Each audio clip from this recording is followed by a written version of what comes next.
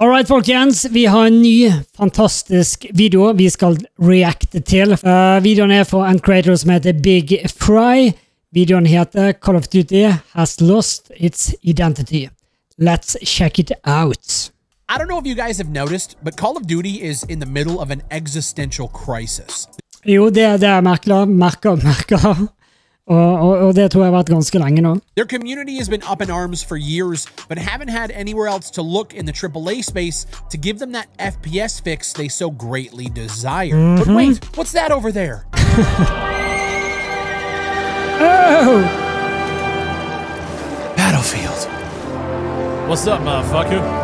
Battlefield 6 being as good as it is and putting up the numbers that they have during their recent open betas has put Call of Duty on notice this year. And as much as Activision leadership wants you to believe that Call of Duty is too big to fail, it's clear by the most recent Call of Duty announcement that this is far from the truth.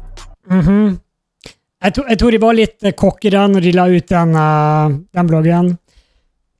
Or is it? Call of Duty has come out and stated that Carry Forward will no longer bring operators, operator skins, and weapons from Black Ops 6 to Black Ops 7.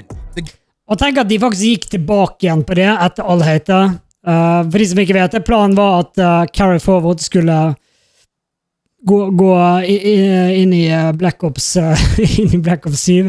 Så at de får med seg alle de stygge cartoonskins og sånt og sånt over. Men nå har de gått tilbake på det, for det har vært så mye hate fra community generelt, at de velger å gå tilbake for det. Men nei, det kommer likevel videre i Warzone da, så ja. De kunne stoppe det derfor også. Men det er positivt at det ikke kommer i Black Ops 7. Selv om det sikkert kommer tusenvis av idiotiske skins der også etter hvert, som ikke passer inn. Men vi får se.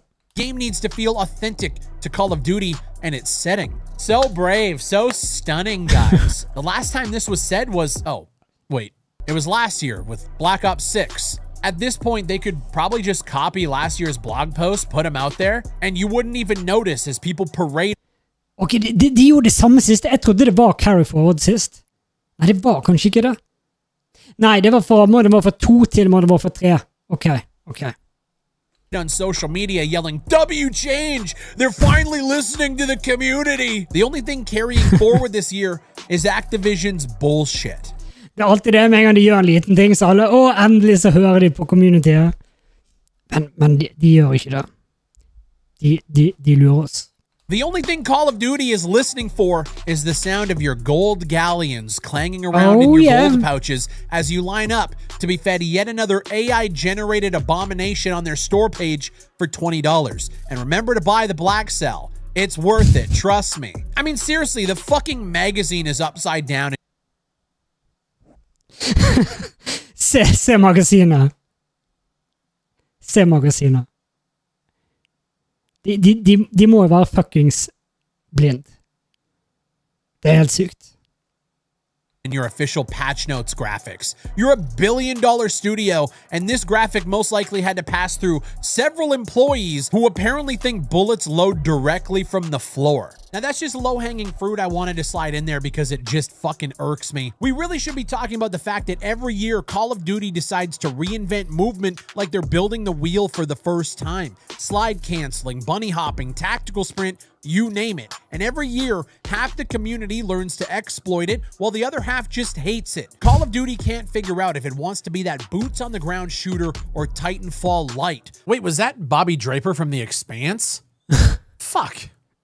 Well, now I have to buy it. So we get this awkward middle ground where nothing feels consistent.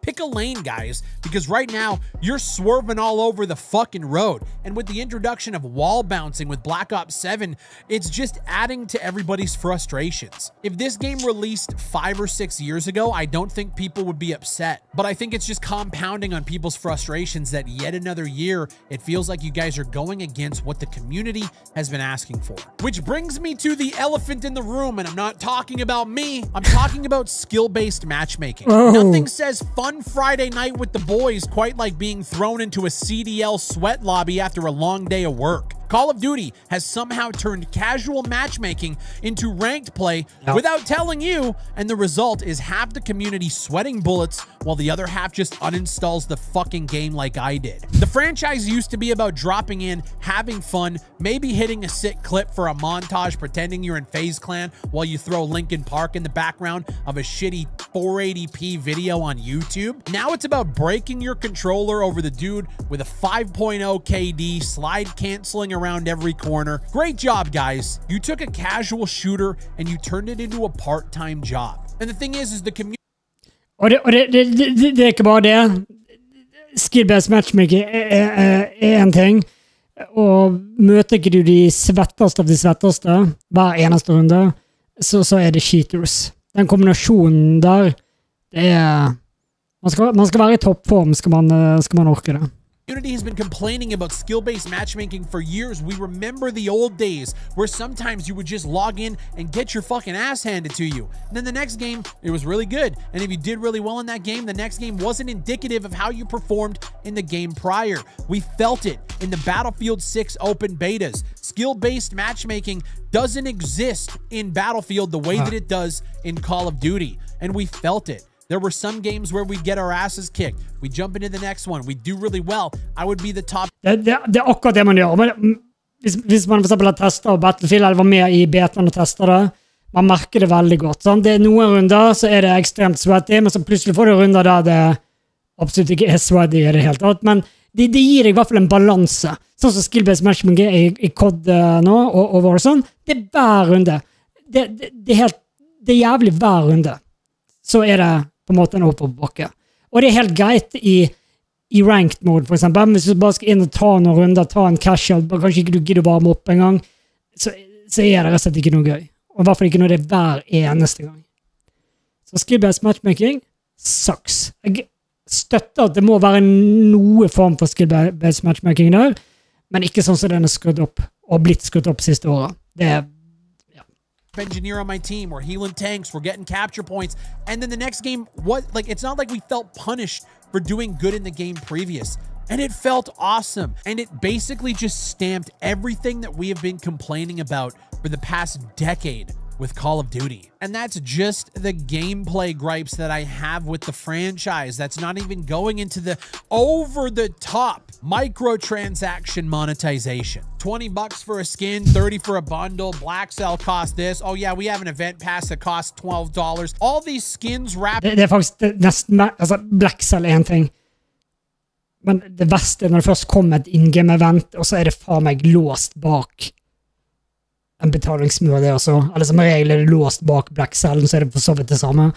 Du må kjøpe Black Cell for å få den beste rewarden i et in-game event.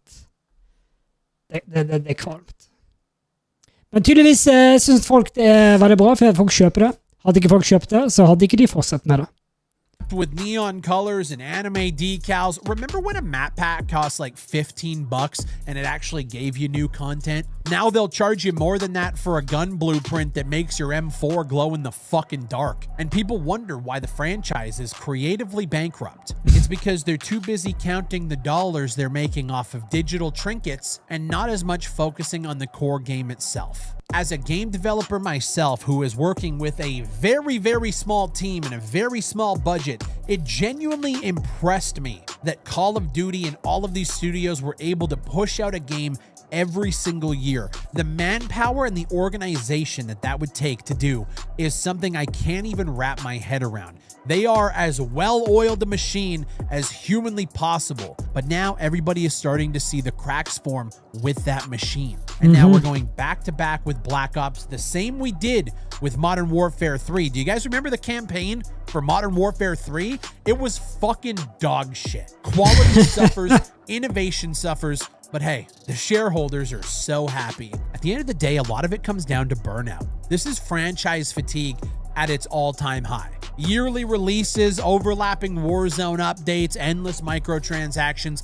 Call of Duty just isn't exciting anymore for a lot of people. We were really, really excited when Modern Warfare 2019 came out because it felt like a return to form. It felt like they were innovating in ways that we've been asking for in the visuals, the player controller, the actual gunplay, the movement felt very grounded. It's what people were asking for. And from Modern Warfare 2019 to now, we're on the same exact fucking cycle we saw in the early 2010s. And people are over it. A franchise that used to define the FPS genre is now just a hamster wheel for anyone desperate enough to keep running on it. And I don't fault anybody for wanting it.